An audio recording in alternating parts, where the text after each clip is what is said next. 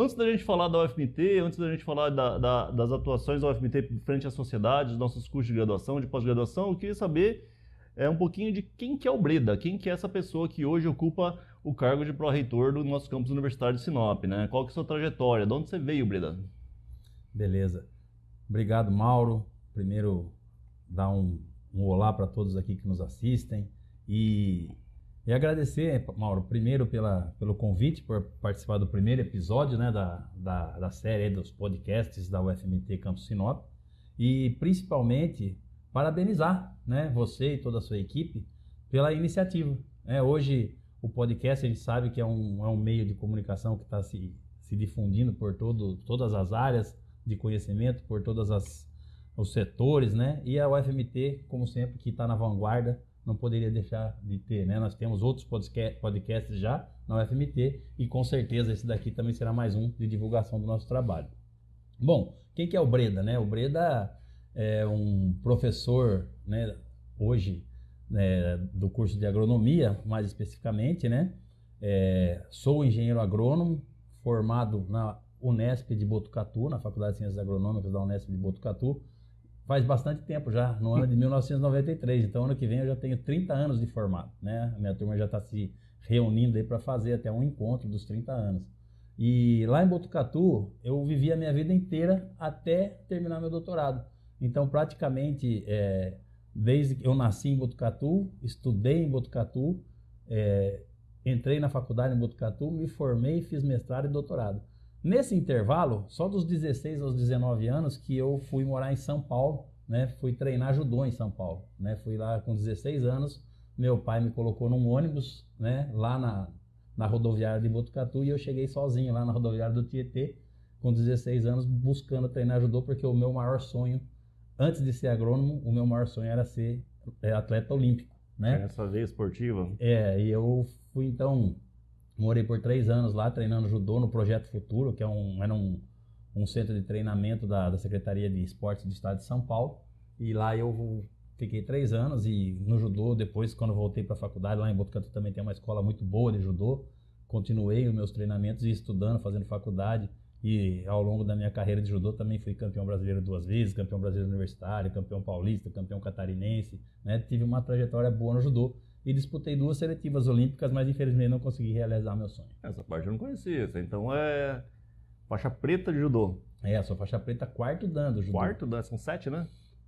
Na verdade são 10, né? Mas até o 7º é preta, depois é vermelha, Coral. branca e coral. Isso.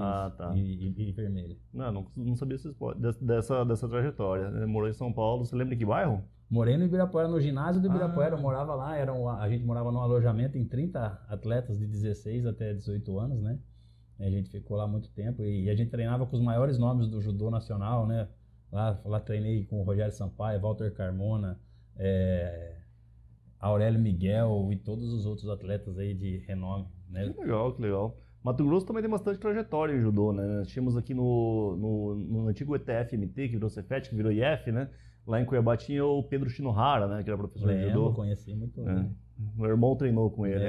E o mais atual hoje do Mato Grosso é o Davi Moura, né? Sim. Que também foi seleção, foi atleta olímpico, foi atleta em finais de campeonato mundial.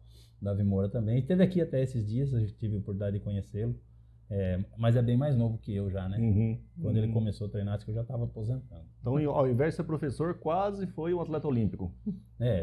Esse era o meu primeiro objetivo na vida, né? Desde muito, muito cedo, acho que nos anos 80, assim, a primeira vez que eu assisti uma Olimpíada, que foi a Olimpíada de Moscou, o professor Matheus Sujizaki, que é o pai do Mário Sujizaki, era o nosso professor de judô, ele foi técnico da seleção brasileira nas Olimpíadas de Moscou. E de lá para cá, quando ele voltou, né, aí conversei bastante com ele sobre a Olimpíada e me encantei, né, e aí eu queria também ser atleta olímpico.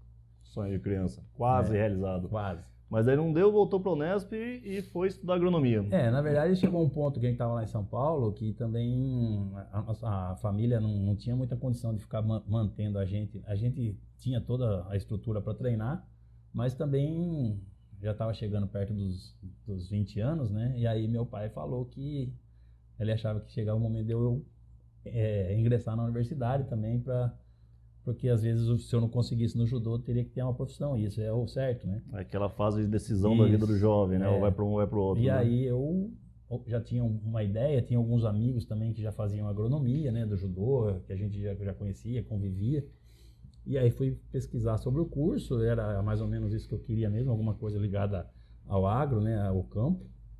E aí tive que continuar treinando e me dedicando mais aos estudos, né, lá em São Paulo, para fazer o vestibular, né, naquela época. Então, aí eu prestei o vestibular na Unesp e passei na segunda chamada para Botucatu, em 1989. Faz tempo já, né? Faz tempo. Daí você emendou, fez graduação, mestrado e doutorado, um atrás do outro. Não, né? daí eu fiz graduação, daí eu fui trabalhar um pouco, mas naquela época estava bem na crise, né, da agricultura, estava bem difícil de arrumar emprego, não estava no mundo de mar de rosas que é hoje, né? E aí eu trabalhei numa multinacional lá em Patos de Minas, como temporária, né, na época, que é o assistente técnico de vendas. Ajudava os representantes da região a montar ensaios, montar dia de campo, essas coisas.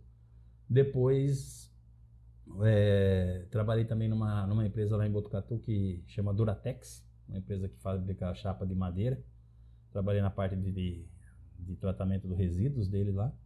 E depois, aí, né, a gente estava numa situação bem difícil, assim, de emprego, e os empregos não estavam muito agradáveis. E aí, conversando com o professor, eu mostrei minha ideia de trabalhar nessa parte de tratamento de resíduos, né? Que eu já trabalhava na Duratex, e se ele me orientaria, e ele também estava trabalhando com isso na época, e acabei indo para essa área aí de tratamento, fazendo meu mestrado e meu doutorado. Mestrado, daí sim, o mestrado e doutorado. Isso, aí emendei. E daí como que você chegou aqui em Sinop? Aqui em Sinop daí é uma história também bacana. Em 2003, eu defendi meu doutorado, e eu lutava judô pelo estado de Santa Catarina, né? E eu fui num campeonato lá em Blumenau, e antes de chegar em Blumenau, eu encontrei um amigo do judô que morava em Joinville. Eu passei em Joinville lá para fazer uma escala, e encontrei esse amigo. E esse meu amigo estava lá trabalhando na Secretaria de Planejamento Urbano da cidade, um grande amigo meu. E ele falou, não, você tem que vir para Joinville e tal. E ele me arrumou uma empresa, né, para eu trabalhar. E aí fiquei trabalhando nessa empresa de consultoria ambiental durante 4 anos em Joinville. E lutando por Joinville também ajudou, lutando por Blumenau, lutando por Concórdia, lutei por várias cidades lá, né, em Santa Catarina. E trabalhando em Joinville, até que o professor Paulo, né, o professor Paulo Moreira, que é meu amigo de infância, ele estava morando em Cuiabá e prestou um concurso para o UFMT. Ele já tinha acabado o doutorado também, e prestou o concurso para o UFMT Sinop, para o UFMT em Rondonópolis, mas ele foi chamado para Sinop e ele assumiu. Aí ele gostou da cidade, achou bacana tal, e falou assim se eu não me interessava vir, que ia ter mais concursos, né? E aí, quando abriu um concurso para professor substituto, eu acompanhando o edital, liguei para ele e falei, vou fazer um concurso, mas é substituto, cara. Ele falou, venha, daí você conhece, é mesmo que você quer ficar. E aí eu vim, prestei o concurso de professor substituto, e aí em março de 2008, então, eu assumi como professor substituto da área de solos, né, aqui. E fiquei o primeiro semestre, né, de 2008, só que em maio teve o concurso efetivo. Foi aquele concurso grande de 2008, e eu passei em segundo lugar, né? E continuei como substituto. A posse foi chamado o primeiro colocado, ele não assumiu, também conheço ele, amigo meu, o Cassiano. Ele não quis vir porque tinha um problema familiar, que ele já era professor em Alto Floresta, mas ele queria ir mais próximo lá do estado de São Paulo, que a esposa dele era de lá e ele também. E eles acabaram indo para o Chapadão do Sul, né? E aí ele não assumiu, eu fui chamado no dia 1º de setembro, eu tomei posse, 1º de setembro de 2008, e estou aqui até hoje. 1º de setembro de 2008.